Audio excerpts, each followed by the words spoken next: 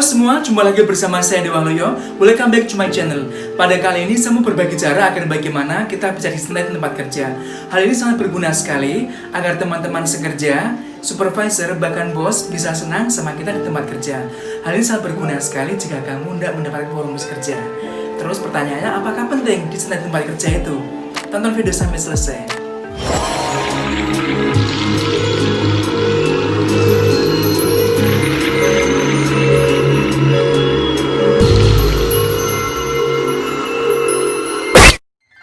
Kembali lagi, pertama-tama jika kita hendak dicintai atau disenangi di tempat kerja, yang pertama kita harus respect dulu. Respect ini merupakan suatu upaya agar kita bisa menghargai atau menghormati orang lain di tempat kerja. Ini sangat penting sekali dengan tujuan agar terjadi interaksi yang positif, seperti itu. Jika kita sudah berlaku respect atau menghargai orang lain dan berperilaku baik terhadap orang lain di sekitar tempat kerja kita, kok mungkin beberapa orang atau ada orang yang tidak respect sama kita, maka kita harus bicara secara personal. Artinya bahwa apakah saya melakukan kesalahan, apakah ada yang tidak beres dengan perilaku saya terhadap diri kamu, seperti itu. Jika hal ini sudah sangat serius dan kamu butuh bantuan, maka kamu bisa bicara terhadap bos atau ke divisi human resource. Ini sangat penting sekali. Dan respect juga ada hubungannya dengan bagaimana caranya agar kita bisa menganggap atau memanusiakan orang di tempat kerja. Artinya bahwa jangan pernah menyepelekan orang sekalipun mungkin posisi yang lebih bawah dari kita, karena bagaimanapun bahwa manusia itu ingin dihargai, ingin dihormati, dan juga ingin dicintai, seperti itu ya. Dengan begitu maka kita akan memiliki lingkungan kerja yang harmonis, yang nyaman, sehingga kita memiliki banyak teman dan kita bisa kerasan. Oke? Seperti itu.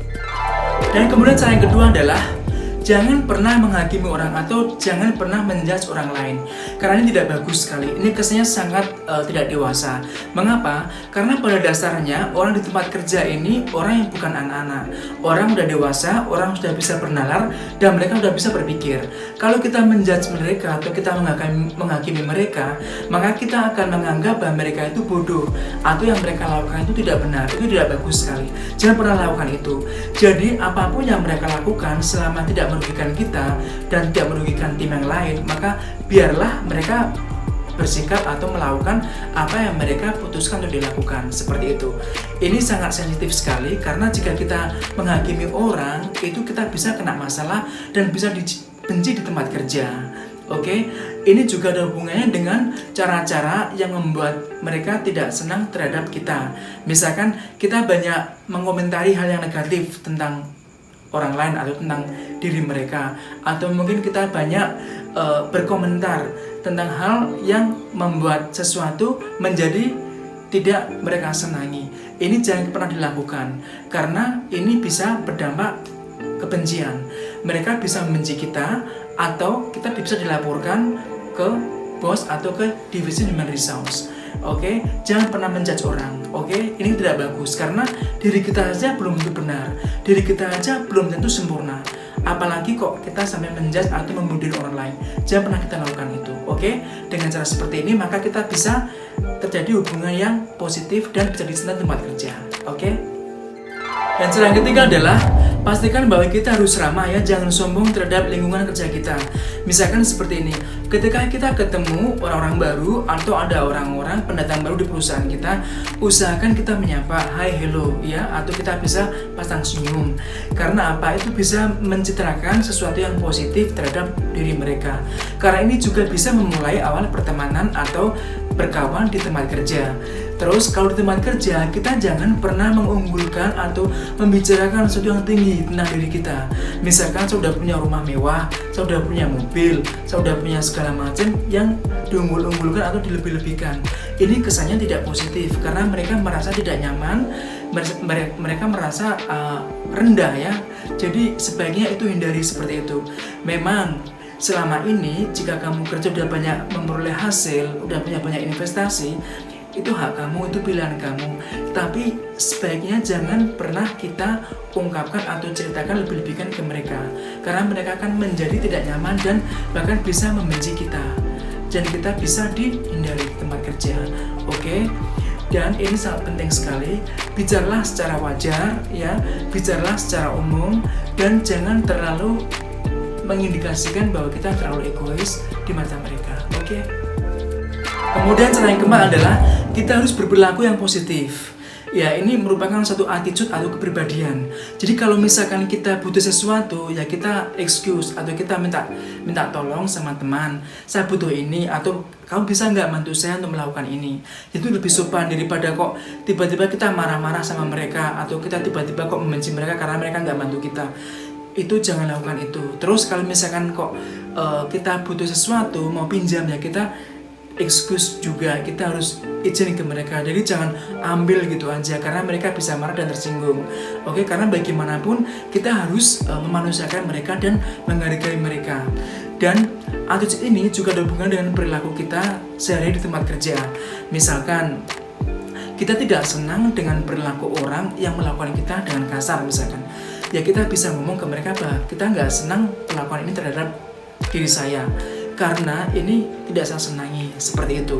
Kemudian ini berhubungan juga dengan perilaku sehari-hari kita di tempat kerja. Misalkan kamu disuruh membantu pekerjaan mereka. Kalau memang kok selama kamu bisa menolong atau bisa membantu, ya bantu saja semampu kamu, tapi dengan catatan pekerjaan kamu sudah beres atau kamu sudah hampir selesai. Jadi jangan kok kamu tolak mentah-mentah atau kamu marah-marah ke mereka, nanti kesannya nggak bagus di mata mereka. Karena lain kali jika kamu butuh sesuatu dari mereka, mereka nggak akan menolong kamu. Karena kan di tempat kerja itu ada hubungan dengan tim, ya, ada hubungan dengan timbal balik. Jika kita bisa menolong mereka, kita punya perilaku yang bagus terhadap mereka, maka mereka juga bisa berlaku sebaliknya. Jadi seperti itu, oke? Yang kelima adalah kita jangan senang membicarakan orang lain atau menggosip tentang orang lain, karena ini biasanya tidak disenangin oleh orang atau beberapa orang.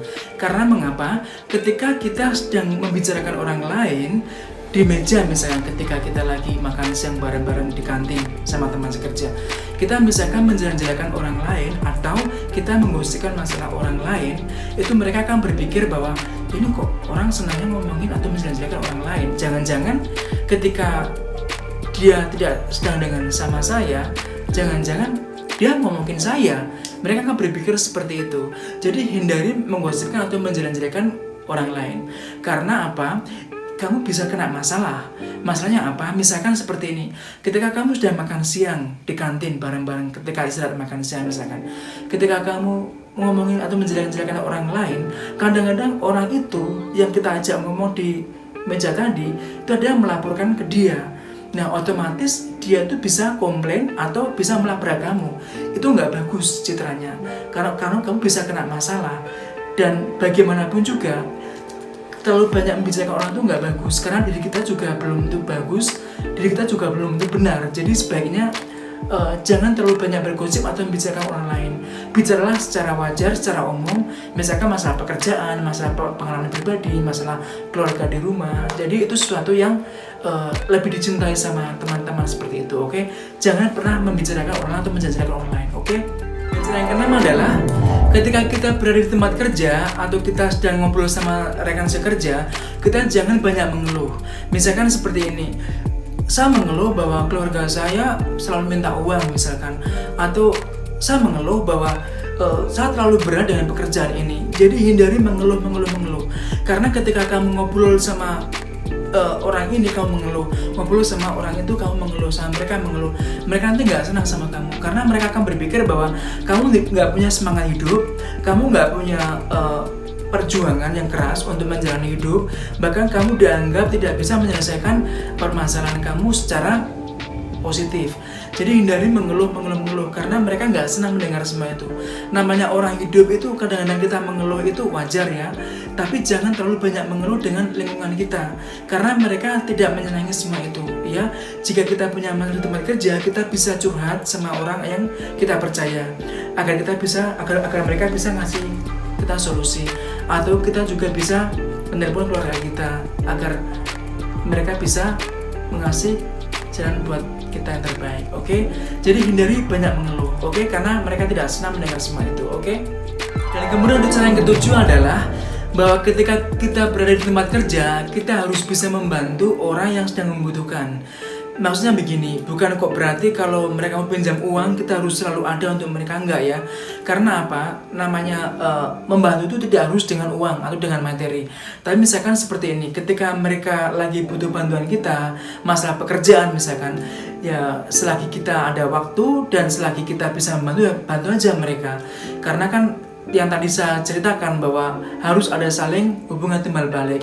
Kalau kita bisa membantu mereka, ketika kita butuh bantuan mereka, biasanya mereka akan bantu kita. Ya, terus ketika misalkan ada orang yang curhat tentang masalah kepada kita, usahakan kita selalu bisa ngasih solusi yang terbaik menurut pikiran dan kepercayaan kita. Karena itu bisa memberikan ketenangan buat orang tersebut. Berilah motivasi atau berilah dorongan atau solusi yang terbaik terhadap masalah jika mereka curhat sama kita. Ketika seorang itu curhat sama kita, berarti kita dianggap percaya, kita dianggap dipercaya dan bisa memberikan masalah solusi pada masalah tersebut. Karena di tempat kerja itu pasti ada entah siapa atau entah teman siapa yang curhat sama kita atau butuh bantuan kita, itu selalu ada. Jadi usahakan kita bisa membantu atau bisa menolong terhadap permasalahan mereka. Jadi tidak harus pakai uang ya. Kalau memang pakai uang atau mau pinjam uang, kalau memang kok kamu bisa bantu ya bantu saja. Kalau memang kamu nggak ada uang nggak bisa bantu ya harus terus terang sama mereka kamu bisa bantu, seperti itu, oke? Yang terakhir ke-8 adalah jangan sering bohong. Karena apa?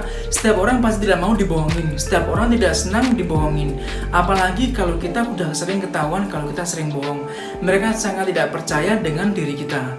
Karena di tempat kerja itu kita harus bisa memberikan citra yang positif terhadap teman-teman sekerja, agar kita jadi percaya, dan ketika kita butuh bantuan mereka, entah dalam hal pekerjaan atau dalam hal permasalahan, mereka dengan senang bisa membantu kita. Misalkan seperti ini, ketika kita ditanyain ya sama seseorang, misalkan bulan lalu kamu dari mana? Saya dari Jakarta. Ditanya lagi beberapa minggu kemudian, kamu dari mana? Dari Bandung. Terus kemudian tanya lagi, kamu dari mana? Dari Jogja. Orang kan pasti malas mendengar semua itu, karena mereka bisa menyimpulkan bahwa kita tuh berbohong, senang bohong. Karena biasa orang yang senang bohong itu akan lupa terhadap cara bicara mereka pada masa lalu. Jadi ketika ditanyain sekarang tuh mereka udah lupa apakah mereka pernah bohong pada masa lalu, mereka lupa. Jadi bohongnya bisa ketahuan di situ. Ya, jadi kalau memang kok faktanya positif, katakan aja positif. Kalau faktanya benar ya benar. Kalau salah ya memang katakan salah. Jadi jangan terlalu sering bohong. Mungkin sebagian atau beberapa orang kadang-kadang bohong itu mungkin itu dianggap wajar ya, karena mungkin untuk keamanan atau untuk keselamatan diri dia. Tapi kalau udah sering bohong dan di sana bohong, di sini bohong, di sana bohong, bahkan supervisor maupun bos pun nggak akan percaya. Jadi jika memang faktanya benar, katakanlah benar. Kalau memang kok salah, katakanlah salah dan minta maaf. Itu aja pokoknya. Jadi ini juga ada hubungannya dengan sportivitas. Kemudian ke-9 adalah kita harus fleksibel. Fleksibel ini kita harus bisa mengarah kemana saja.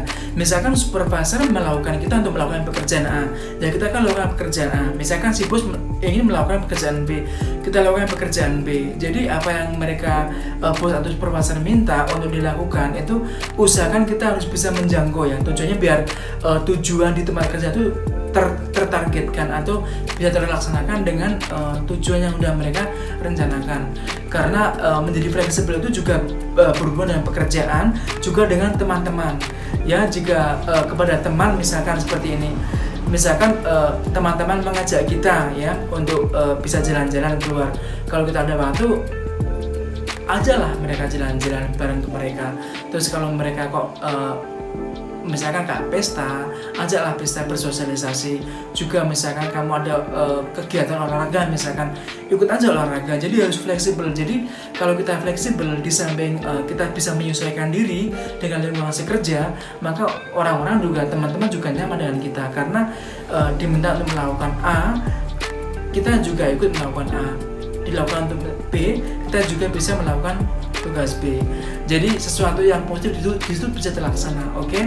Jadi bukan berarti kok disuruh menyemplung sumur kita ikut menyemplung sumur, disuruh masuk ke laut itu masuk laut, bukan itu ya. Tapi fleksibel di situ lebih sesuatu yang bermanfaat dan positif seperti itu. Yang terakhir, yang ke-10 adalah kita harus bertanggung jawab dengan pekerjaan. Ini sangat penting sekali karena memang kita ada di tempat kerja itu untuk bekerja. Jadi upayakan apa yang sudah dideskripsikan terhadap pekerjaan kita harus kita lakukan, sungguh-sungguh harus kita laksanakan, karena ini akan memberikan dampak yang positif pada nilai kita. Misalkan seperti ini, supervisor menargetkan kita untuk melakukan tugas A. Kita lakukan tugas A, selesaikan tugas A dengan baik. Karena apa? Di samping nanti supervisor puas, maka ketika bos mencari orang untuk dipromosi, maka supervisor tadi akan memberikan rekomendasi kepada kita untuk diajukan. Atau ketika kita meminta promosi, maka karena citra kita sudah bagus, setiap supervisor minta kita laksanakan pekerjaan tersebut, maka bos bisa membantu kita untuk promosi kita. Jadi upayakan tanggung jawab sesuai dengan deskripsi kita, dan juga lakukan sesuai dengan apa yang sudah diprosedurkan oleh perusahaan. Oke? Pada akhirnya terima kasih sekali sudah menonton video ini. Semoga video ini bermanfaat buat kamu. Bagi yang belum subscribe, silahkan di subscribe untuk mendukung channel ini agar berkembang. Tolong berikan komentar jika ada pertanyaan, dan jika ada tanggapan silahkan komen di bawah. Oke? Nantikan video saya berikutnya dan sampai ketemu.